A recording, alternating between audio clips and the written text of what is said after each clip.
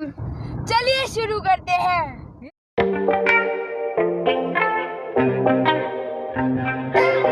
हर हर महादेव दोस्तों। आगे तो ये है हमारा फर्स्ट ब्लॉग और हम जा रहे हैं गंगोत्री यमुनोत्री।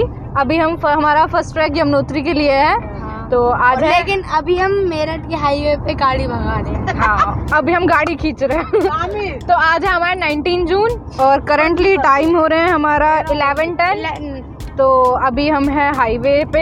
अभी हमने हरिद्वार भी पास आउट नहीं किया है। अभी तो मेरठ भी पास आउट अभी बहुत लेट हुए बारिश के चक्कर, क्योंकि हम बारिश से अगर बारिश ना होती तो हम पहले निकल जाते। करेक्ट, बहुत बोलता है। नेक्स्ट तो अब हमारे साथ हैं रुद्दू, ये मेरा कजन, वो मेरा गंदा सा सिबलिंग, और एक सेकंड ये रही मामी, हेलो करो।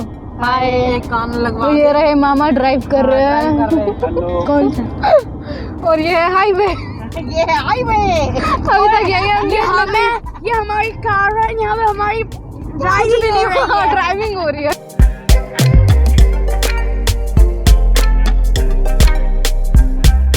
तो फाइनली अब हम देवभूमि में एंटर कर चुके हैं एंड हम हैं हरिद्वार पे। अभी हम जाएंगे, गंगा मैया के दर्शन करेंगे एंड आगे नहाएंगे नहीं। हाँ, इस बार हम नहाएंगे नहीं, आते वक्त नहाएंगे।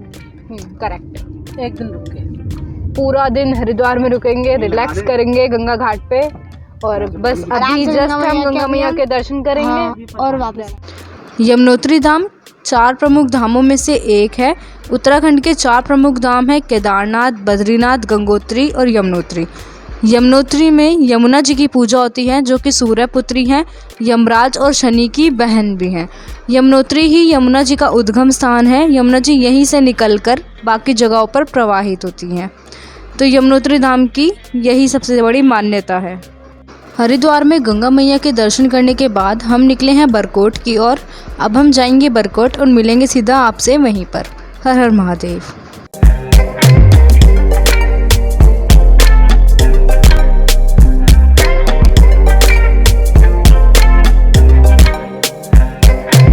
चारधाम यात्रा के लिए रजिस्ट्रेशन कराना नेसेसरी है। तो ये रजिस्ट्रेशन आप ऑफलाइन भी करा सकते हैं और ऑनलाइन भी करा सकते हैं। ऑनलाइन रजिस्ट्रेशन के लिए आप चारधाम यात्रा और हेमकुंड साहिब यात्रा.com पर जाकर रजिस्ट्रेशन करा सकते हैं। ये रजिस्ट्रेशन आपके आगे चेक होते हैं, इसलिए रजिस्ट्रेशन कराना ना भूलें।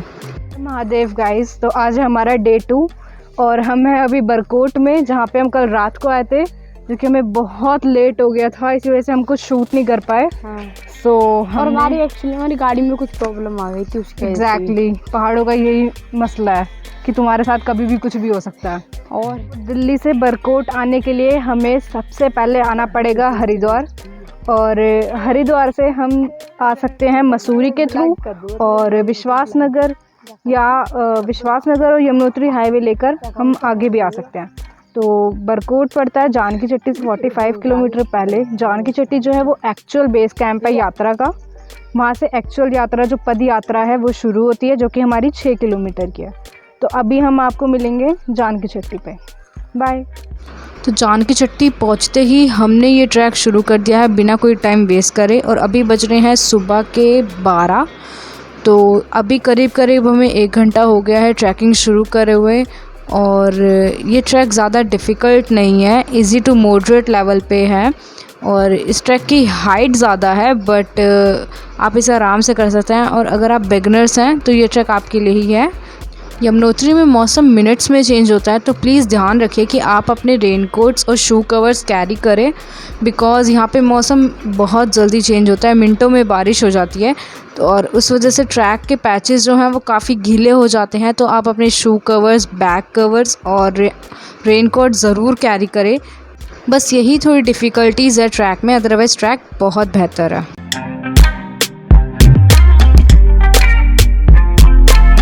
तो 3 घंटे की चढ़ाई के बाद हम फाइनली ऊपर पहुंच चुके हैं और अब हम जा रहे हैं मंदिर की साइड पे, जो कि 500 मीटर दूर ही रह गया है चढ़ाई से। यहाँ से आपको मंदिर जो है वो दिखना शुरू हो जाता है। तो हम अब देखेंगे मंदिर, मैं आपको दिखाऊंगी। ये रहा यमुनोत्री का मंदिर एंड उसके बाद हम जाएंगे अंदर दर्शन करने। कैमराज अंदर अलाउड नहीं है, बट मैं कोशिश करूँगी कि मैं आपको ज़्यादा से ज़्यादा मंदिर के अंदर के व्यूज़ दिखा सकूँ। मंदिर में जाने के लिए हमें सबसे पहले एक ब्रिज क्रॉस करना पड़ता है और इसी ब्रिज से हमें यमुना मैया के सबसे पहले दर्शन हो जाते हैं।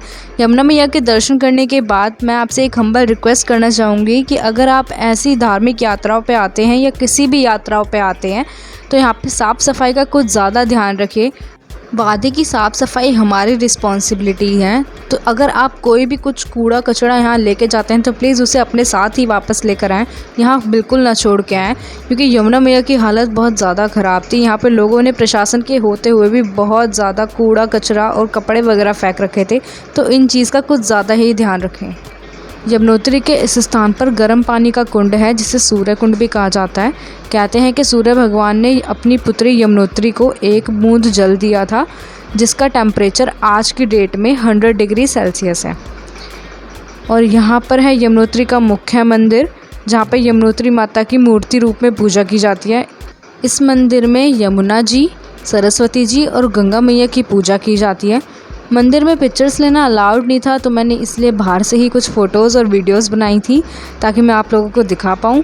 मंदिर में करीब 1 घंटा रुकने के बाद हमने अपनी उतराई शुरू कर दी थी और इस बीच में मेरे साथ एक इंसिडेंट हुआ जो मुझे आप लोगों के साथ शेयर करना है।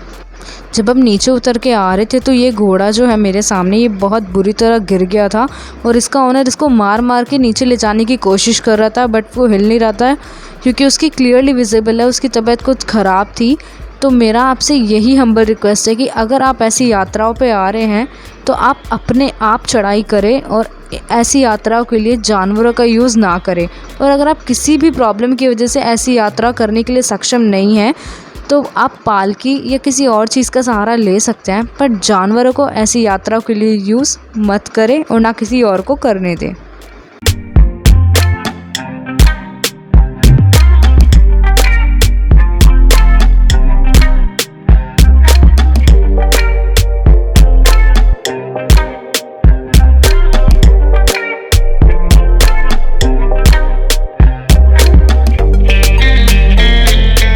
ट्रैकिंग स्टार्ट होते ही रजिस्ट्रेशन चेक किए जाते हैं, तो अगर आप रजिस्ट्रेशन नहीं करा के आए हैं तो आपको यात्रा करने में बहुत ज़्यादा प्रॉब्लम हो जाएगी, इसलिए आप रजिस्ट्रेशन करा के आइए।